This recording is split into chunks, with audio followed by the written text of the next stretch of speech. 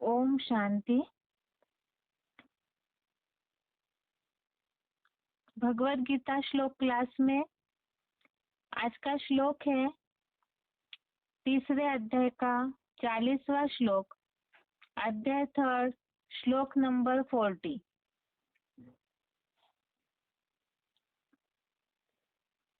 श्लोक है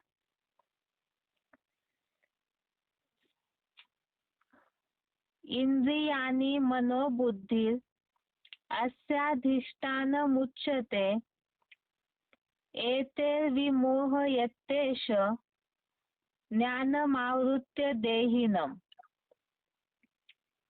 श्लोक दोबारा। इंद्रियाणि मनोबुद्धिर अस्याधिष्ठानमुच्यते एतैर्विमोहयत्येष ज्ञानमावृत्य देहिनम्।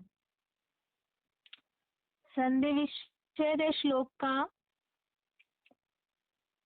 इंद्रियाणि मनः बुद्धि अस्य अधिष्ठानम् उच्यते एतैः विमोहयति एषः ज्ञानम् आवृत्य देहिनम्। संधि विच्छेद दोबारा। इंद्रियाणि मनः बुद्धिः अस्य अधिष्ठानम् उच्यते एतैः विमोहयति एषः ज्ञानम् आवृत्य देहिनम्। शब्दों का अर्थ है इंद्रियाणि अर्थात इंद्रिया, मनः अर्थात मन, बुद्धि अर्थात बुद्धि, अस्य अर्थात इसका, अधिष्ठानम अर्थात आश्रय स्थान, उच्यते अर्थात कही जाती है, एषः अर्थात यह काम, एतेह अर्थात इनके द्वारा, ज्ञानम अर्थात ज्ञान को ढककर, ज्ञानम अर्थात ज्ञान को, आवृत्य अर्थात ढककर, देहिनम अर्थात देहधारी को, विमोहयति अर्थात विशेष रूप से मूड बनाता है। शब्दों का अर्थ दोबारा। इंद्रियाणि अर्थात इंद्रिया, मनः अर्थात मन, बुद्धि अर्थात बुद्धि, अस्य अर्थात इसका, अधिष्ठानम अर्थात आश्रय स्थान, उच्यते अर्थात कही जाती है, एषः अर्थात यह काम, एतेह अर्थात इनके द्वारा, ज्ञानम अर्थात ज्ञान को, आवृत्य अर्थात ढककर, देहिनम अर्थात देहधारी को, विमोहयति अर्थात विशेष रूप से मूड बनाता है। श्लोक का अर्थ है इंद्रिया, मन, बुद्धि इसका आश्रय स्थान कही जाती है। यह काम इनके द्वारा ज्ञान को ढककर देहधारी को विशेष रूप से मूड बनाता है। श्लोकों में बात चल रही है अभी टॉपिक में काम के निरोध का विषय, तो इसके लिए ही पहले एक काम विकार की भावना, विकारी भावनाएं निर्माण क्यों होती है, कैसे होती है, कहाँ कहाँ रहती है, उसके बारे में ही भगवान अर्जुन को समझा रहे हैं। जैसे सबसे पहले भगवान ने ये बात बताई कि काम क्रोधी शत्रु है मनुष्य के, और ये इन इंद्रियों के द्वारा ही ये पाप कराते हैं, इसलिए वैरी है। जैसे बताया कि इसके कारण बुद्धि का ज्ञान ढक जाता है। एक काम अग्नि है, और ये अग्नि में ये ऐसी आग है जो सारे ही बुद्धि के ज्ञान को ढक देती है। कल जैसे सिलेक्टेड पॉइंट में हमने समझा था, आग में अगर घी डालते हैं, कोई भी जलने वाली वस्तु डालेंगे तो आग बढ़ते ही रहेगी। इसी तरह से यहाँ तो विकारी भावनाएं है, और साथ साथ ही कामनाएं अर्थात इच्छाएं। तो इच्छाओं की पूर्ति करते जाएंगे तो वो कभी भी खत्म नहीं होती है, आग की तरह वो बढ़ते ही रहेगी, और उसके चलते ही उसके कारण ही ज्ञान ढक जाता है। उस पे ये देहभान का आवरण इतना चढ़ जाता है इच्छाओं के कारण कि बुद्धि की निर्णय शक्ति, ज्ञान ढकना अर्थात ही बुद्धि की निर्णय शक्ति खत्म हो जाती है। आज के श्लोक में यहाँ बात आई है कि ये काम विकार जो है, या इसका निवास स्थान आश्रय स्थान क्या है, अर्थात ये रहता कहाँ पर है। तो उसमें खास बात बताई है, इंद्रिया मन बुद्धि इसका आश्रय स्थान है। तो मनुष्य में देह धारण करने के बाद जो भी इंद्रिया है, वो इंद्रिया और मन बुद्धि ही इस काम विकार का आश्रय स्थान है। श्लोक को सही रीति समझने के लिए क्लैरिफिकेशन वाला अर्थ भी देखते हैं। इंद्रियों के लिए बताया है 10 इंद्रिया, अव्यक्त मन बुद्धि इस काम का द्वैतवादी द्वापर युग से ही देह समझने कारण आश्रय स्थान कही जाती है। यह काम इन प्रबल इंद्रियों की चंचलता के द्वारा बुद्धिगत ज्ञान को ढककर देहधारी देवात्माओं को विशेष रूप से मूढ़ बनाता है। इंद्रियों में 10 इंद्रिया अर्थात 5 ज्ञानेंद्रिया, 5 कर्मेंद्रिया और मन बुद्धि अर्थात मनुष्य, शरीर और आत्मा, इस तरह से सारे ही इस काम विकार का आश्रय स्थान है। सबसे पहले तो 10 इंद्रिया जो देखने में आती है, तो वो आश्रय स्थान कैसे कही जाती है, और वो आश्रय स्थान बन के फिर मन बुद्धि को भी खींच लेती है। वैसे तो भगवान आकर के यही बताते हैं कि बुद्धि का लगाम अगर टाइट है तो मन कंट्रोल में रहेगा और इंद्रिया मन के द्वारा नियंत्रण में रहे, मन में संकल्प ही नहीं चलेगा तो इंद्रिया सही रहेगी। लेकिन यहाँ बताया द्वैतवादी द्वापर युग से ही मूल कारण है काम विकार का आश्रय स्थान बनने का इंद्रिया या मन बुद्धि। द्वापर युग से देहभान आया, और उसमें भी इंद्रिया जो है, मनुष्य शरीर की रचना ऐसी बनी हुई है, आंखें है वो तो सोने के अलावा और समय खुली ही रहती है, खुली है तो देखते ही है। कान है वो भी खुले ही है। इसी तरह मुख है तो उससे स्वाद लेने की मनुष्य को आदत ही रहती है। जैसे तीसरे अध्याय में ही इसके पहले हमने श्लोक देखा था, इंद्रियों का विषय भोग में ही जो राग द्वेष है इंद्रियों का, वो उसके विषय भोग में ही है। अर्थात ही इंद्रिया हमेशा भोग चाहती है।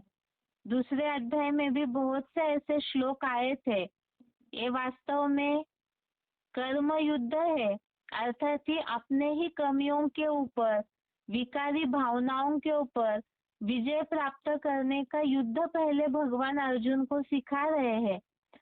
और इसमें भी इंद्रिया तो सदैव भोग चाहती है।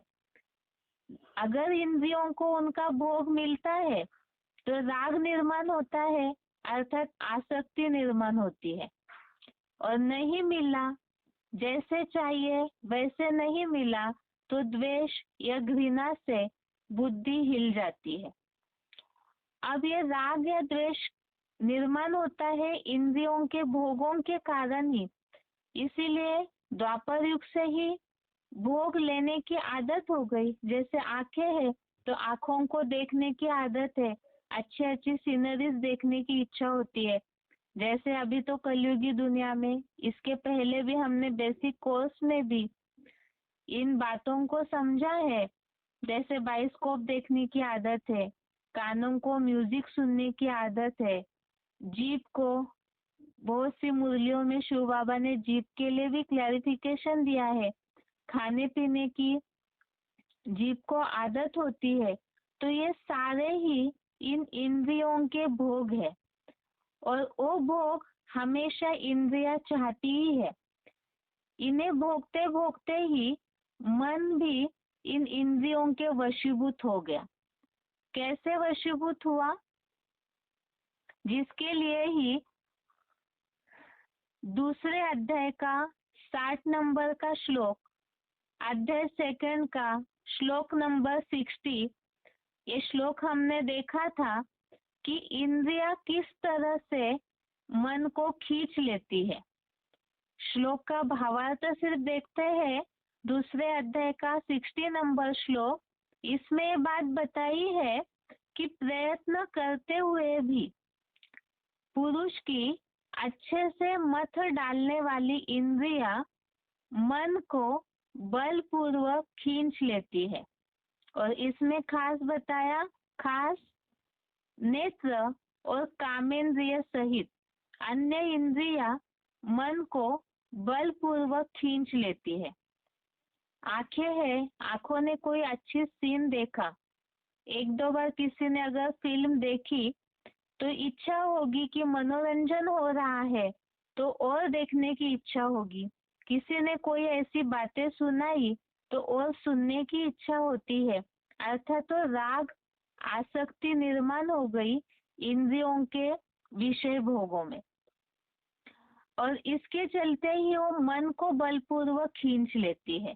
इसलिए बताया मत डालने वाली इंद्रिया।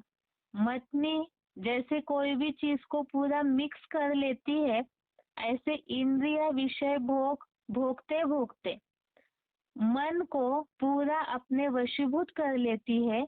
और मन तो चंचल घोड़े की तरह है। इसीलिए मन में एक बार उन संकल्पों में कामनाएं बस गई, रह गई, तो फिर उसे कंट्रोल करना मुश्किल हो जाता है। इसी के लिए ही आगे और एक रेफरेंस श्लोक है जिसमें ये बात बताई है। आगे का रेफरेंस श्लोक है जिसमें ये बात बताई है कि मन जो है वो वायु की तरह मन बुद्धि को हर लेता है।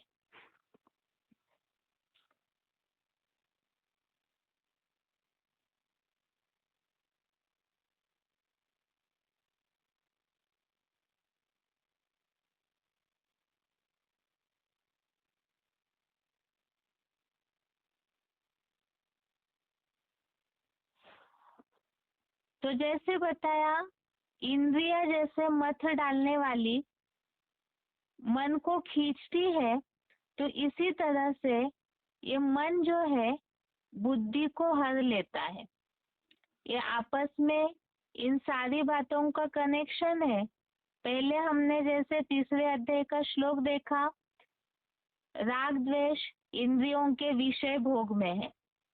अब ये भोग भोगते समय इंद्रियों से विषय भोग भोगा, बार बार उसी में आदी हो गई इंद्रिया, तो उससे मन को खींच लेती है इंद्रिया, मत डालती है।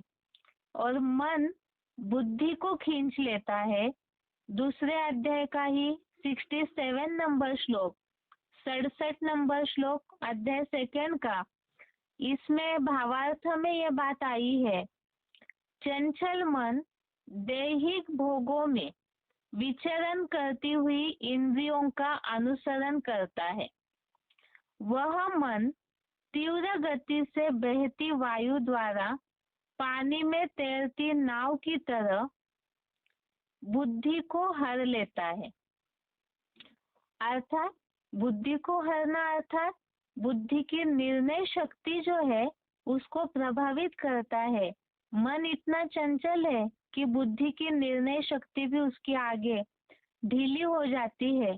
अर्थात ही जब ऐसी बुद्धि की निर्णय शक्ति ढीली हो गई, लगाम ही नहीं पकड़ के रखा, बुद्धि को हर लिया अर्थात अपने में मिक्स कर लिया मन के संकल्पों ने, उसका प्रभाव ही विशेष रूप से बुद्धि मूढ़ हो जाती है, स्मृति का नाश हो जाता है।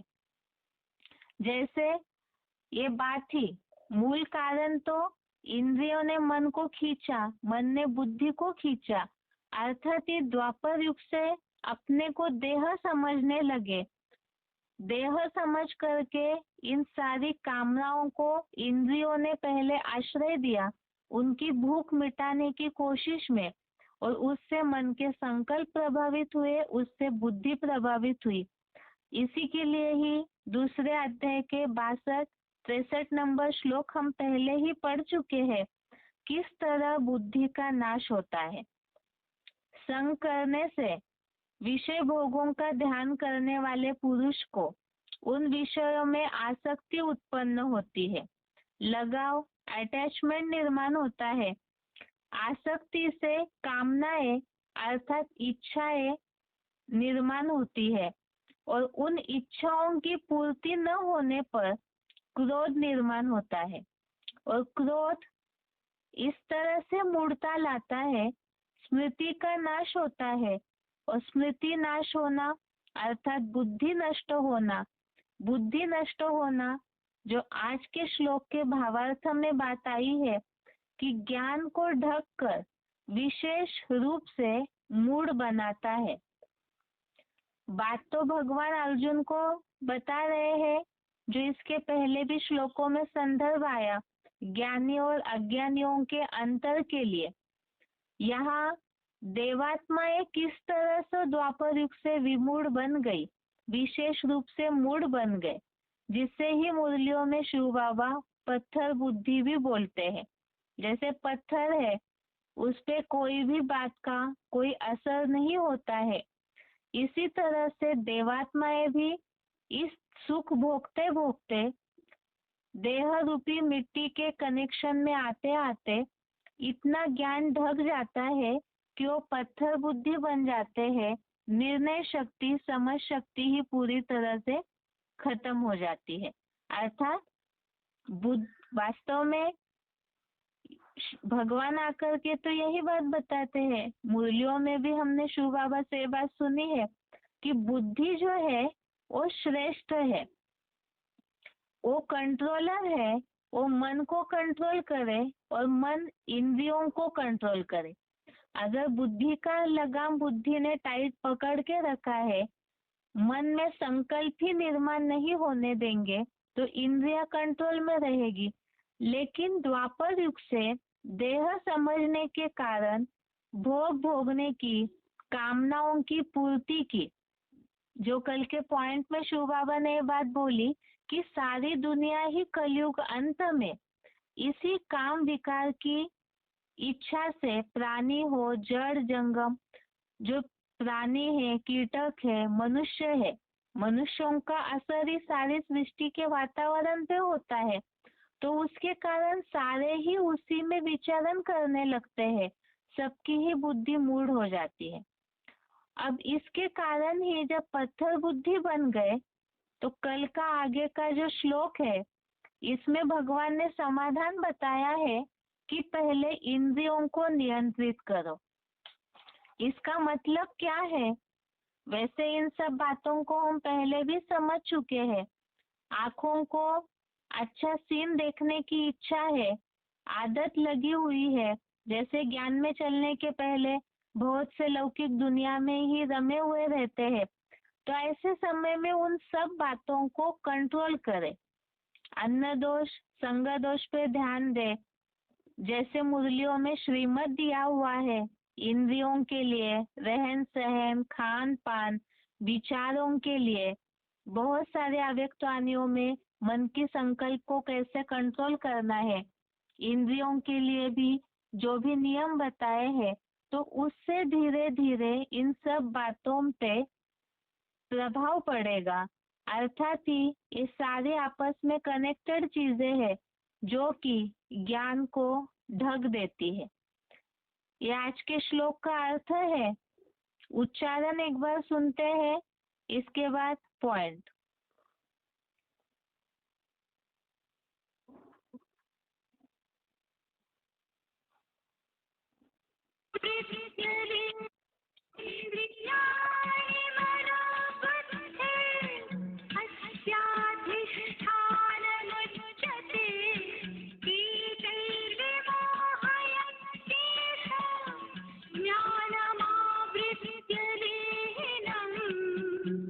इंद्रियां, अव्यक्त मन बुद्धि इस काम का द्वैतवादी द्वापुरयुग से ही देह समझने कारण आश्रय स्थान कही जाती है। यह काम इन प्रबल शक्तियों की चंचलता के द्वारा बुद्धिगत ज्ञान को ढककर देहधारी देवात्माओं को विशेष रूप से मूढ़ बनाता।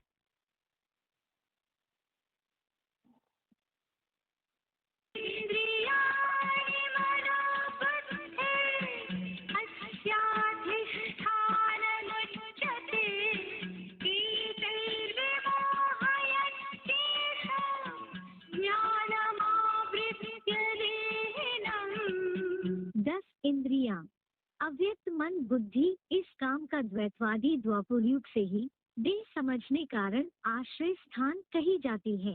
यह काम इन प्रबल शक्तियों की चंचलता के द्वारा बुद्धिगत ज्ञान को ढककर देहधारी देवात्माओं को विशेष रूप से मूढ़ बनाता।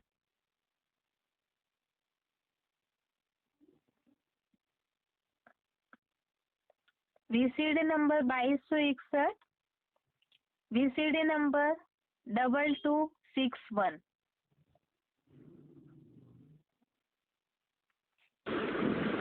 देह समझेंगे तो स्त्री पुरुष का बहाना आएगा। क्या अंतर होता है स्त्री पुरुष में, वो भी बहाना आएगा।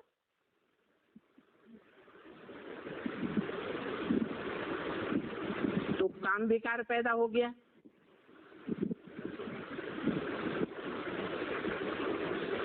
लेकिन ये काम विकार है ऐसी लगातार बढ़ने वाली आग है जो बढ़ने के अलावा कभी समाप्त ही नहीं होती।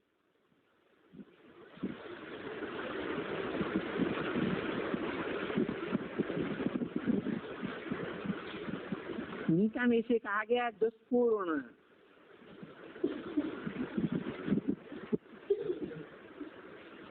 इसका पूरा होना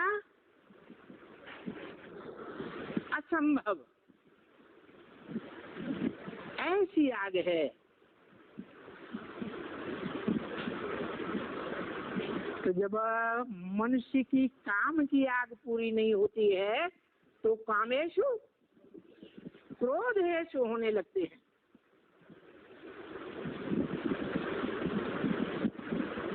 और जब क्रोध बहुत बढ़ जाता है तो क्रोध में आकर मनुष्य मूर्ख जैसे काम करता है।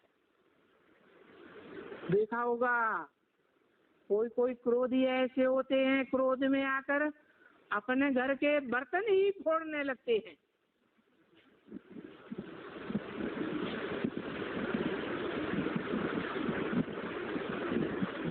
इसलिए गीता में लिखा है क्रोधात् भवति सम्मोह,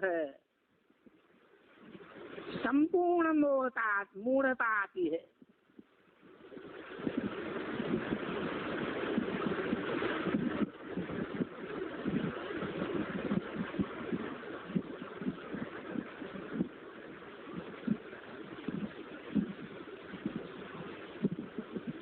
मतलब है कि पांचों प्रकार के विकार,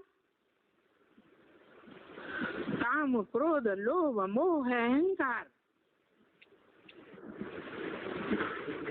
कैसे पैदा होते हैं? देहभान से पैदा होते हैं।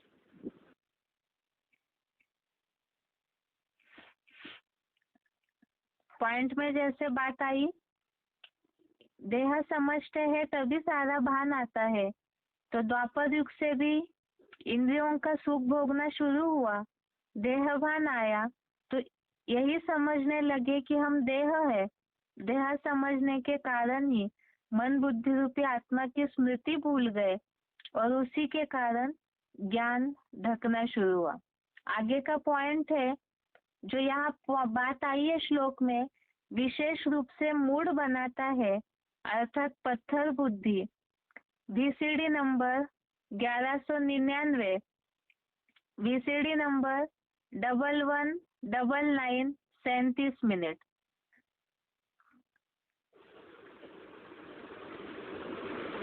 मनसा के संकल्पों में भी पवित्रता चाहिए 100%, दृष्टि में भी 100% पवित्रता चाहिए, वाचा में भी पवित्रता चाहिए, कर्म इंद्रियों में भी पवित्रता चाहिए। तब कहेंगे सत्युगवासी। तो इस समय तुम पवित्र बनने के लिए पुरुषार्थी हो, सभी पवित्र तो नहीं, क्योंकि कई ऐसे भी हैं जो पतित होते ही रहते हैं, चलते चलते गिर पड़ते हैं।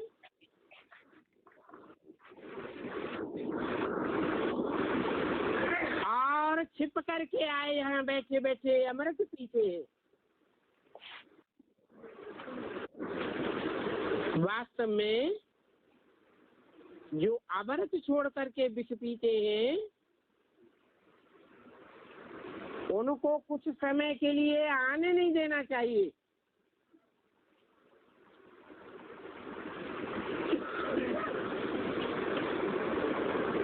परंतु ये भी शास्त्रों में गायन है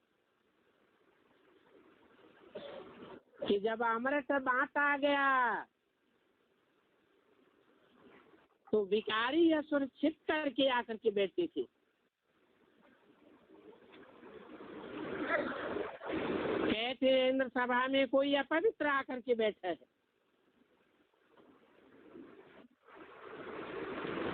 इंद्र सभा में एक परी उस विकारी को ले आई। फिर देखो उस विकारी का क्या हाल हुआ। जो विकारी होंगे वो तो जरूर गिर पड़ेंगे, पद नीचा हो जाएगा। ये समझ की बात है। जो भी विकारी बनते हैं वो उतनी ऊंची चाड़ी चढ़ नहीं सकते हैं, छिप करके आए बैठते थे। कहते हैं वो पत्थर बुद्धि जाकर के बना।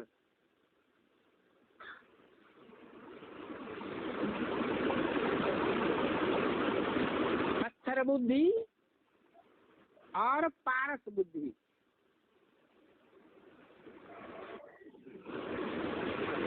पत्थर बुद्धि कैसे मनन चिंतन मंथन में रमण करेगी? तो ऐसे नहीं है कि मनुष्य पत्थर व झाड़ जाकर के बनते हैं। कहेंगे पत्थर बुद्धि बन गए। यहाँ आते हैं पारस बुद्धि बनने के लिए, परंतु छिपा करके विष पीते रहते हैं तो सिद्ध होता है कि पत्थर बुद्धि के पत्थर बुद्धि ही रहेंगे।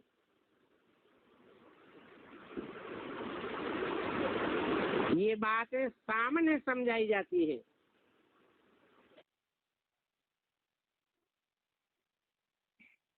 आगे का पॉइंट है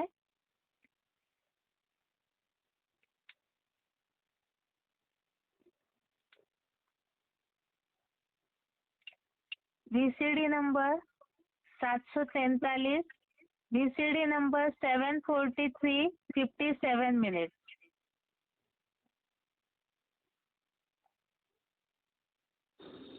माने आत्मा, तंत्र माना राज्य।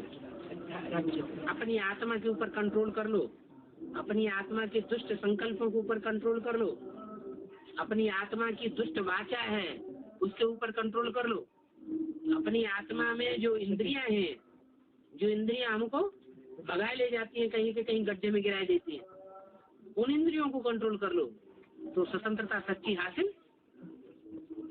थोड़े समय के लिए नहीं, 2500 साल के लिए बाप आकर के हमको सच्ची स्वतंत्रता, सच्ची स्वाधीनता देते हैं।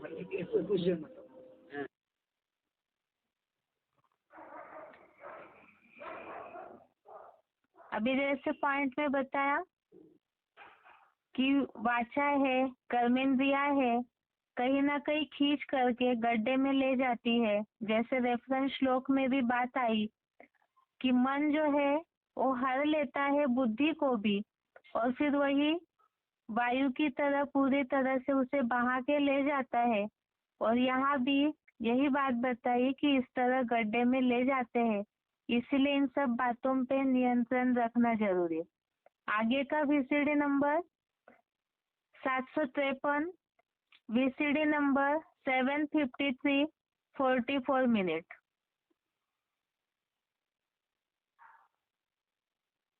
हार जीत का मूल कारण क्या है? काहे से हार हुई, किस बात के कारण हार हुई और किस बात के कारण जीत होती है?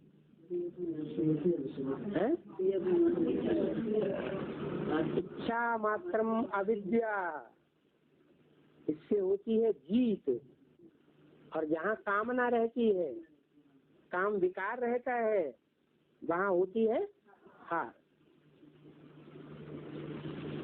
इस पर जीत पाने से तुम जगत जीत बनेंगे। तो मूल बात काम विकार के ऊपर आती है। अगर काम विकार को जीत लिया तो जीत ही जीत है, फिर हार होने की बात नहीं। इसलिए कहते हैं काम जीते जगत जीते। और काम की जो इंद्रिय है उस इंद्रिय के लिए भी कहते हैं काम इंद्रिय, इंद्रिय जीते जगत जीते। तो खुशी से ऐसा जगत जीत बनना चाहिए ना। कैसा? जो जगत को जीत पाने वाला हो, बल ग्रस्त व्यवहार में हो। क्या ऐसे ही नहीं सन्यासी बनकर के जीत लिया, बल ग्रस्त व्यवहार में रहने वाला हो, परंतु इंद्रियों पर जीत पाने वाला हो। पॉइंट पर जैसे बात आई हार जीत के खेल की, तो जितना ही विकारों के कारण ही हार होती है। जैसे श्लोक में बात आई है विशेष रूप से मूड बनाते हैं, तो मूड बनना, पत्थर बुद्धि होना, या तो हार खाना, ये सारी ही बातें कामनाएं या विकारी भावनाओं के कारण ही होती है। आगे का VCD नंबर है 3072, VCD नंबर 3072, 25 मिनट के बाद। ये ऐसा नहीं कहते हैं। कौन है?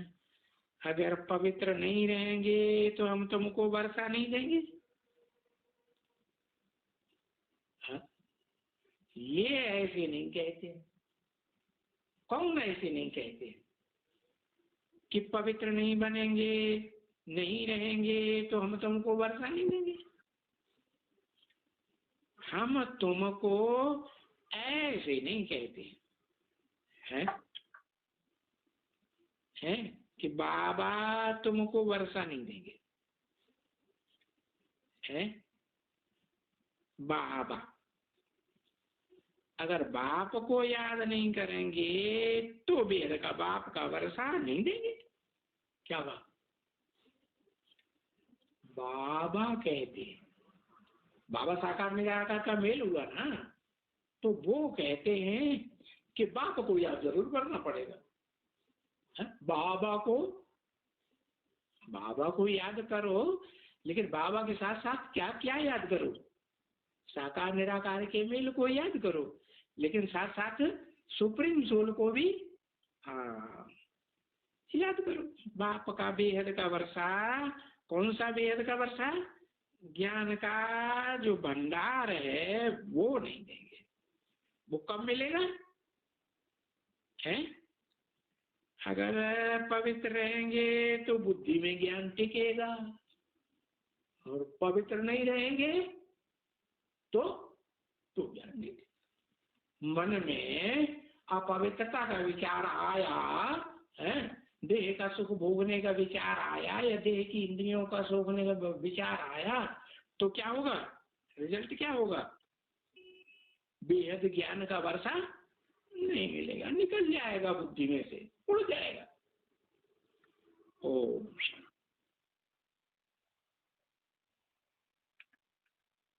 इसमें जैसे बताया कि पवित्र नहीं रहते हैं तो वर्षा जो मिलना चाहिए वो नहीं मिलेगा, क्योंकि पत्थर बुद्धि है तो उस वर्षे की अनुभूति कर भी नहीं पाएंगे।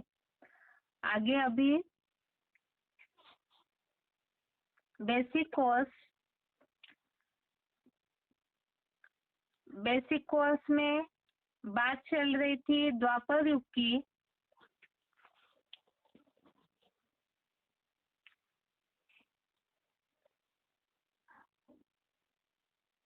ये युगों की कहानी हम इसलिए समझा रहे जिज्ञासुओं को, ये मनुष्य की वर्ल्ड की हिस्ट्री ज्योग्राफी है, और इस वर्ल्ड की हिस्ट्री ज्योग्राफी में ही मनुष्य आत्माएं जन्म मरण के चक्र में आते हैं। तो इसीलिए ये कहानी भी मनुष्य आत्माओं की ही, हमारी ही कहानी है कि किस तरह से देवताई सृष्टि से नीचे उतरते उतरते दुखी हो जाते हैं। बात जो चल रही थी कि आत्मा में पावर भरती कब है, कैसे है, तो इसके लिए जरूरी है कि पहले आत्मा में पावर कम कैसे हुई, आत्मा शक्तिहीन कैसे हुई, उसे समझना है। और वो समय ही है जैसे ही द्वापर युग आता है, त्रेता युग से जन्म लेते लेते द्वापर आते ही 6 कलाएं घट गई, केवल 8 कलाएं ही रह जाती है, और साथ साथ ही आत्मा की शक्ति भी कम हो गई। तो द्वापर युग से रजोगुनी अवस्था प्रारंभ हो जाती है, अर्थात ये देवात्माएं देह अभिमान में आ जाते हैं। देह अभिमान आते ही देवताएं ही साधारण मनुष्य बन जाते हैं, और मनुष्य बने, देह का भान आया तो देह के भान के साथ देह के विकार भी आ जाते हैं, अर्थात ये कमियां मनुष्य में आना शुरू हो जाता है। यही 5 विकारों के मनुष्य वशीभूत हो जाते हैं। भगवत गीता में भी भगवान ने इसी बात को बताया है। भगवान आकर के, इसके पहले भी हमने इस बात को समझाया, भगवान आकर के अलग से कोई ज्ञान नहीं दे रहे, भगवत गीता के ही बातों का क्लैरिफिकेशन दे रहे हैं। जो गीता द्वापर युग से ही मनुष्य विकारी बने, जन्म मरण के चक्र में आए, तो मिक्सचरिटी हुई, और भगवान ने जो बातें वास्तविकता से ओरिजिनली बताई थी मनुष्य जीवन के परिवर्तन के लिए, वो बातों का सार कहीं न कहीं छिप गया, लोप हो गया।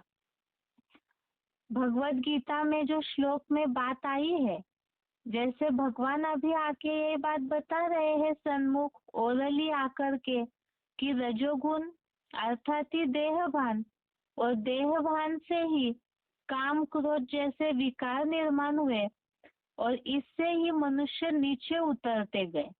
आत्मा की पावर कम हो गई। जो भगवत गीता में भी श्लोक में यह उल्लेख आया है, काम और क्रोध, यह काम, यह क्रोध, ये रजोगुण से उत्पन्न हुआ है। तीसरे अध्याय का 37वां श्लोक कल भी हमने देखा था कि ये रजोगुण से उत्पन्न हुए हैं, और भगवान भी यही बात बता रहे हैं।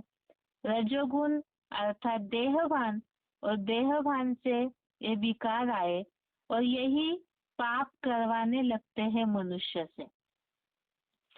अब जब विकारी बना मनुष्य तो अपवित्रता आई। आत्मिक स्थिति थी, पवित्र थे तो संपन्न थे, आयु लंबी थी। अपवित्रता आई अर्थात विकारों को भोगना शुरू किया, विकारी बने, विपरीत कर्म करने लगे, तो यह आयु मनुष्य की घट करके लगभग 60 वर्ष हो जाती है।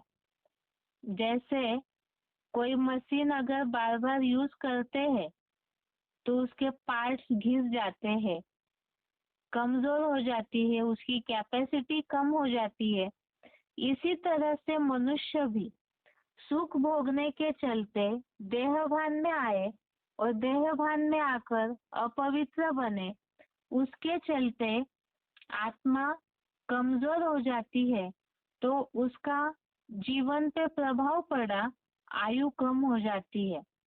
जैसे 1250 वर्ष है, उसमें 60 वर्ष एक एक जन्म की आयु है, तो 1250 को यदि 60 वर्ष से डिवाइड करते हैं तो 21 जन्म होते हैं।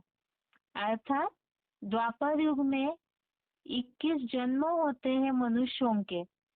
और वाम मार्ग में गए, जैसे स्वस्तिक के चित्र में युगों का जहाँ डिवाइड दिखाया जा रहा है स्वस्तिक की भुजाओं में, तो स्वस्तिक की भुजा द्वापर युग आते ही उल्टी तरफ मुड़ी हुई दिखाई है।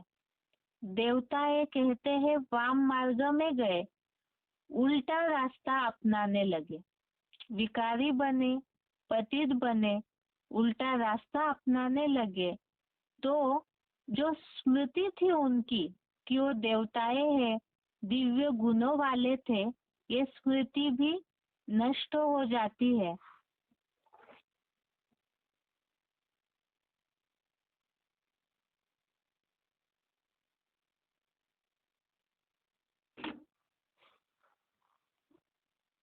तो जैसे बताया, उल्टा रास्ता अपनाने लगे देवताएं, तो इस कारण से ही विकारी भी बने, विपरीत कर्म करने लगे, तो स्मृति नाश हो जाती है।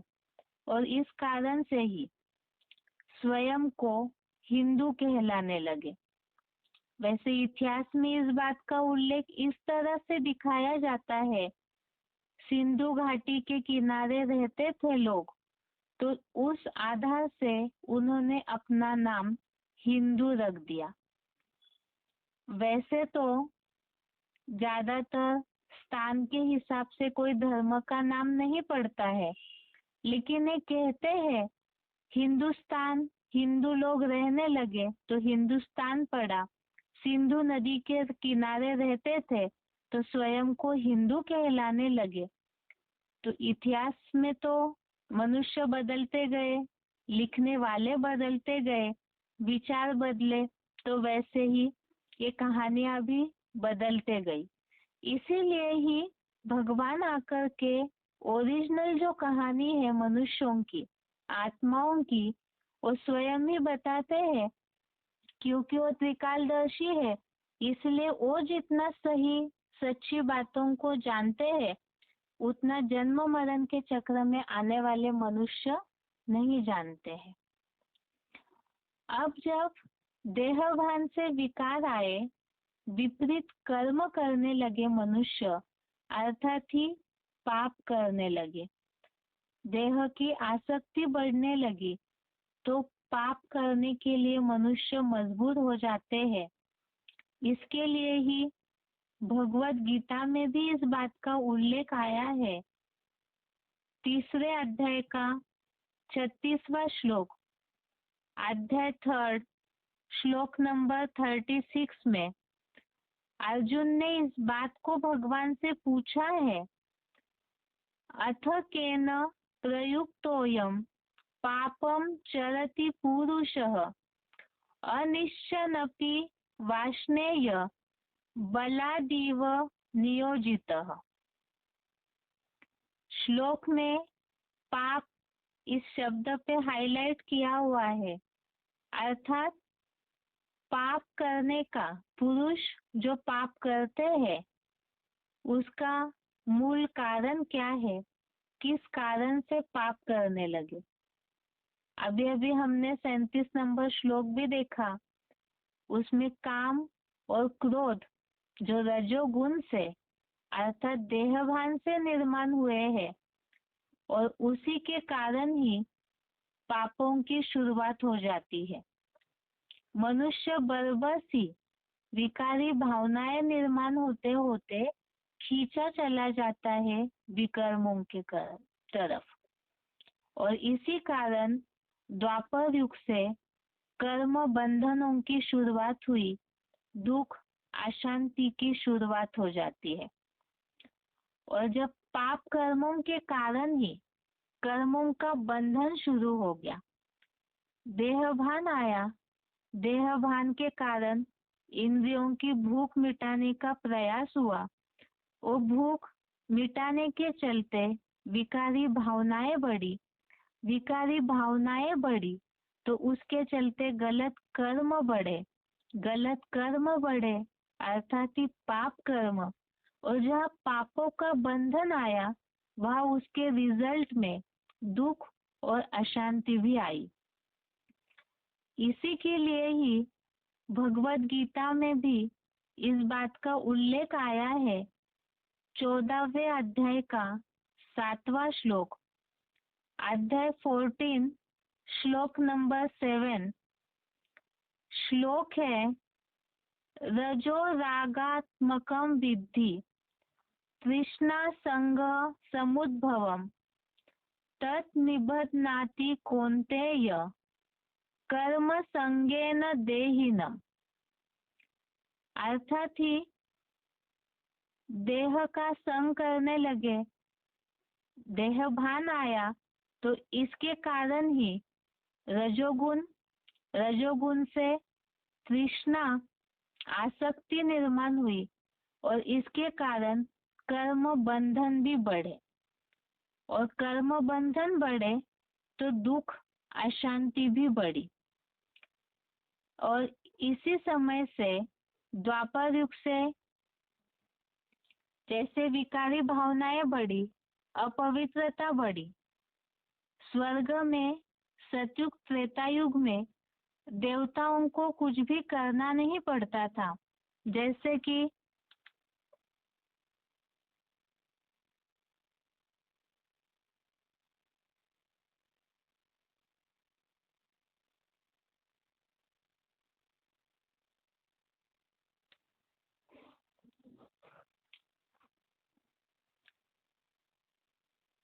तो जैसे ही स्वर्ग में प्रकृति सब चीजें मुहैया करा रही थी मनुष्यों को, देवात्माओं को, लेकिन जब विकारी बनते हैं, देहभान आता है तो आसक्ति आती है। इसीलिए ही मनुष्यों को उसके चलते अपवित्रता आई तो शरीर के पोषण के लिए उन्हें अपने कर्म करने पड़ते हैं। जैसे श्लोक में ये जो बात आई है कर्मों के बंधन के संबंधित, भगवत गीता में इस बात का उल्लेख भगवान ने बताया। जो अभी भगवान इस बात को क्लियर कर रहे हैं, इसे भगवत गीता में जब से ये शास्त्र बना तभी इसका उल्लेख किया हुआ था। जैसे श्लोक में हाईलाइट किया हुआ है, रजो अर्थात रजोगुण से कर्म संगेन देहिनम, तो कर्म संगेन अर्थात ही देहभान के कारण, देहभान अर्थात ही रजोगुण, और रजोगुण से राग अर्थात आसक्ति, तृष्णा भी निर्माण हुई और इससे बंधन बढ़े। और बंधन बढ़े तो शरीर को चलाने के लिए ही प्रकृति अब स्वर्ग की तरह सुविधाएं नहीं दे रही है, तो मनुष्यों को उसके चलते कर्म करने पड़े। और द्वापर युग से ही कर्म प्रधान सृष्टि की निर्मिति शुरू हुई। अब यही जैसे सतयुग में सूर्यवंशी कहलाते थे, त्रेता युग में चंद्रवंशी कहलाते थे, वैसे द्वापर युग में कर्म करने लगे तो वैश्य वंशी कहलाने लगे। विकारी बने, विशियस बने, तो उसके कारण रजोगुण से ही, देहभान से ही वैश्यवंशी कहलाने लगे। और ये वैश्यवंशी जो है वास्तव में ये कर्म करने के, देह के धंधा धोरी में लगने का सूचक है। ऐसे तो ज्यादातर लोग ये समझते हैं कि व्यापार करने वाले जो है वो वैश्य कहलाते हैं। ऐसे समझा जाता है कि जिनका जो काम धंधा है उसी हिसाब से वो वंश है। ये तो लोगों की मान्यता अलग अलग हुई है। वैसे भगवत गीता में 4 वर्णों की सृष्टि का उल्लेख आया है। उसमें ब्राह्मण, क्षत्रिय, वैश्य, शूद्र इस तरह उल्लेख आया हुआ है। और भक्ति मार्ग में जो विराट रूप का चित्र दिखाया जाता है उसमें देवता, क्षत्रिय, वैश्य, शूद्र इस तरह दिखाया जाता है। तो ये वैश्यवंशी जो है ये कर्मों का सूचक है।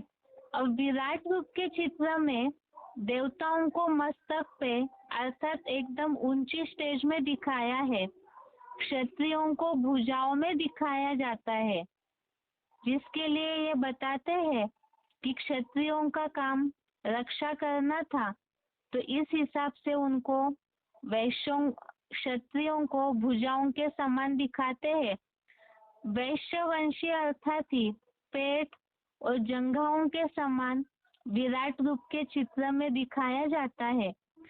ये जो सिलसिला विराट रूप में दिखाया हुआ है, जैसे जैसे मनुष्य आत्माएं नीचे उतरते गए तो वैसे उनके वो कर्मों की निशानी, उनके उस उतार की निशानी, उनके उस स्थिति की निशानी को ही विराट रूप के चित्र में इस तरह दिखाया है। विकारी बनते हैं तो पेट की धंधाधोरी के लिए उन्हें कर्म करने पड़ते हैं, तो पेट और जंघाओं के समान वैश्यों को दिखाया है और शूद्रों को पाँव में दिखाया है, अर्थात ये पूरी नीची कैटेगरी है। तो जब ऐसे वैश्यवंशी इस तरह से पेट का धंधाधोरी करने लगे तो कर्म बंधन में भी फंस जाते हैं।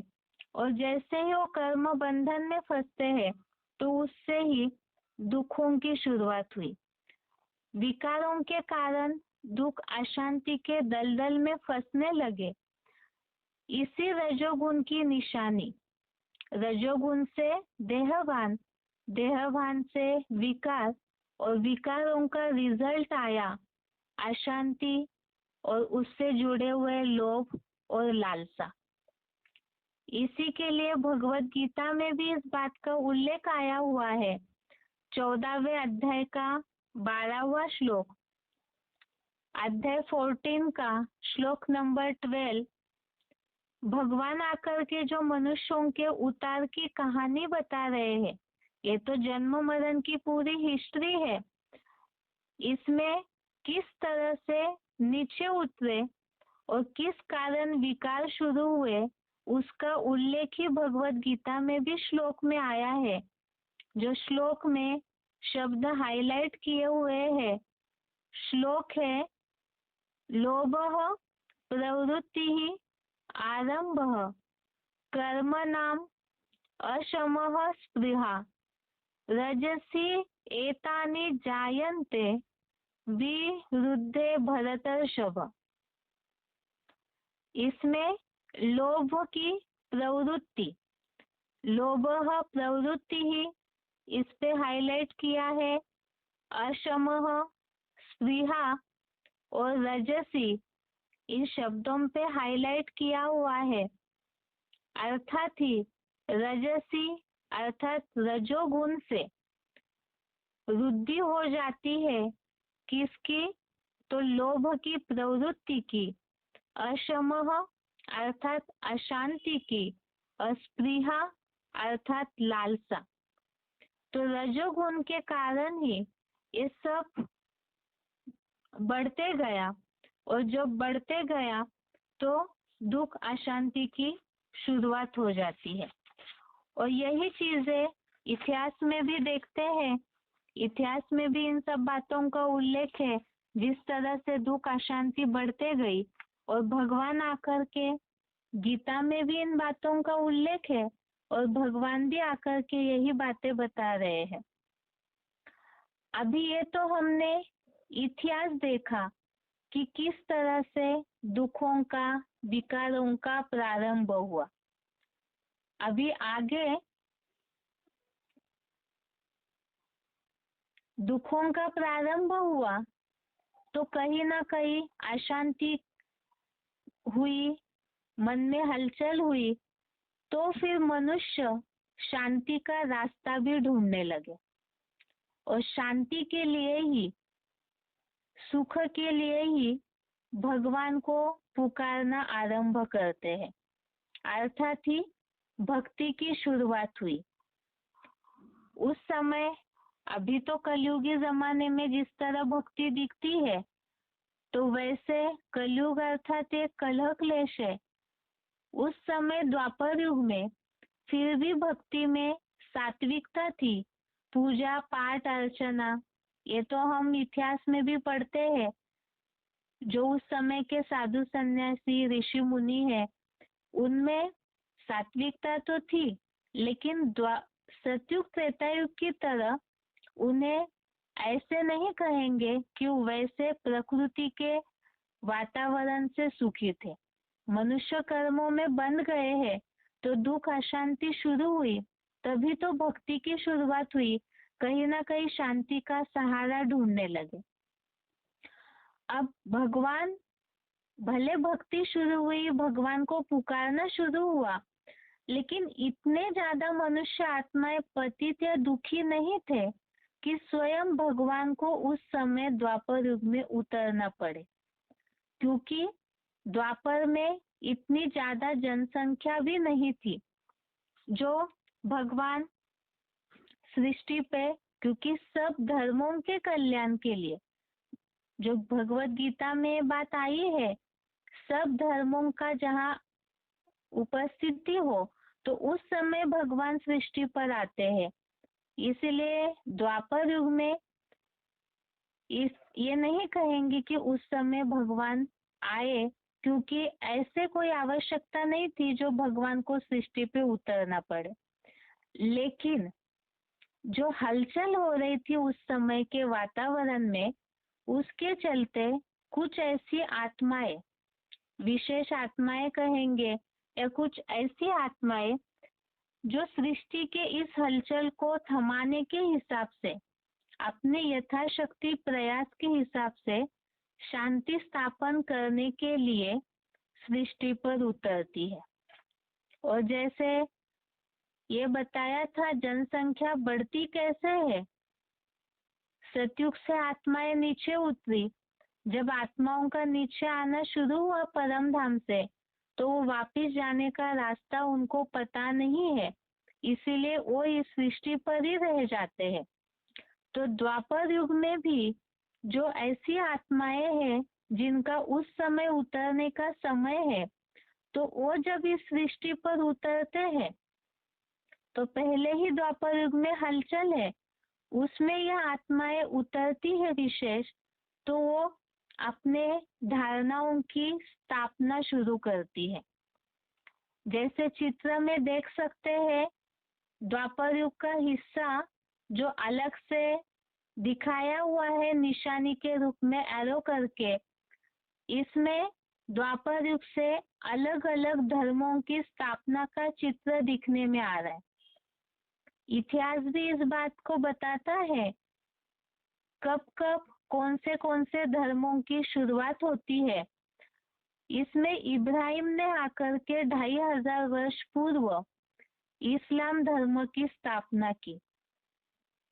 तो शुरू में सभी ही अपनी धारणाओं के द्वारा सृष्टि में कुछ न कुछ परिवर्तन के हेतु जो अशांति की हलचल है, सब दुखी हो रहे हैं। द्वापर युग की तुलना में दुखी कहेंगे तो उसे थमाने के लिए ही इस्लाम धर्म की स्थापना हुई।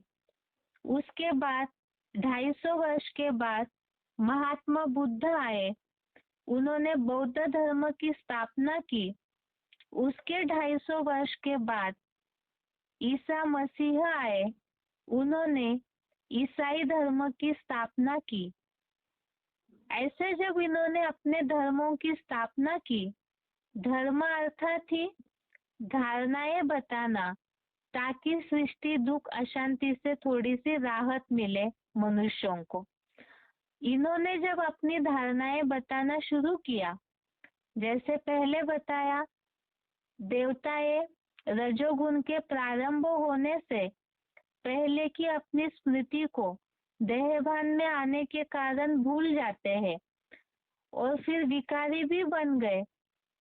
साथ साथ ही ये धर्म पिताएं जब इस सृष्टि पर उतरते हैं तो अपनी धारणाएं बताना उन्होंने शुरू किया। एक तरफ पहले से सृष्टि पर है वो देवात्माएं, और दूसरी तरफ से ऊपर से आने वाले धर्म पिताओं ने अपनी धारणाओं की शुरुआत की। और साथ साथ ही जब धारणाएं बदली, उन्होंने तो जो ऊपर से आने वाले धर्म पिताएं हैं, उन्होंने तो पहले की सृष्टि को देखा ही नहीं था कि सतयुग त्रेतायुग में देवताएं कैसा पवित्र जीवन बिता रहे थे। इसीलिए जैसे ही ये ऊपर से उतरते हैं तो अपने धारणाओं को बताना शुरू किया, तो उससे ही दो मतों की शुरुआत हुई। धारणाएं बदली तो इसमें द्वैत शुरू हो जाता है।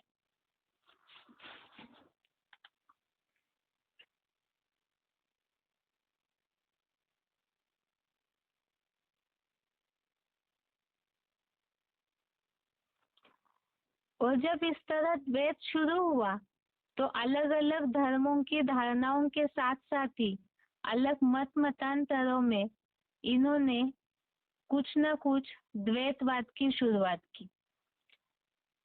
आज के लिए गीता क्लास यहाँ तक ही। आगे कल देखेंगे कि द्वैतवाद, अलग अलग धर्म खंडों की स्थापना और मतांतरों से द्वापर युग में क्या स्थिति हुई, उसके बाद कलयुग। ओम शांति।